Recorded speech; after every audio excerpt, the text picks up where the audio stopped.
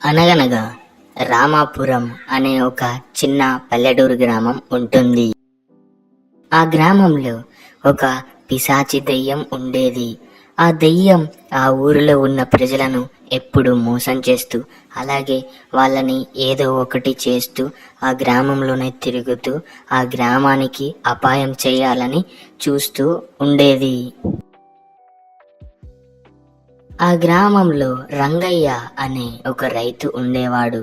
అతను రోజు తన పొలాన్ని మంచిగా చూసుకుంటూ ఉండేవాడు. ఆ ఏడాది రంగయ్య పొలం చాలా మంచిగా పంటలు పండింది.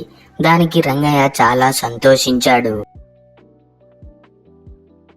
అరే భలే! ఈ సంవత్సరం నా పంట చాలా బాగా పండింది. నేను నా పంటని ఇంకా మంచిగా కాపాడుకొని మంచిగా మార్కెట్లో ధర ఉన్నప్పుడు అమ్ముకుంటాను. ఎందుకంటే నాకు అప్పుడు అమ్ముకుంటే చాలా డబ్బులు వస్తాయి. మా కుటుంబ సమస్యలు అన్నీ తీరిపోతాయి. అలా రంగయ్య తన పనులను చూసుకొని వెళ్ళగానే అక్కడికి ఆ పిశాచి దయ్యం వచ్చింది. ఓహహహహ.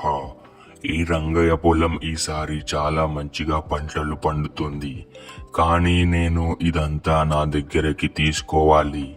ఎలాగైనా రంగయ్యని వెళ్ళి అడుగుతాను. ఏ రంగయ్య, ఈసారి నీ పొలాన్ని నాకు ఇచ్చేసాయి. ఎందుకంటే నేను నీ పొలంలో ఉన్న అన్ని అమ్ముకొని డబ్బులను సంపాదించుకుంటాను. మర్యాదగా ఇచ్చేయి, లేకపోతే నిన్ను చంపి నా ఆహారంగా తింటాను.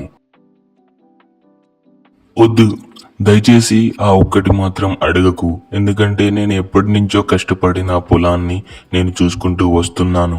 నేను నీకు ఆ పొలాన్ని ఇవ్వలేను. నువ్వు నన్ను మరీ ఇంతగా భయపెడితే నేను వెళ్ళి పోలీస్ దగ్గర కంప్లైంట్ ఇస్తాను.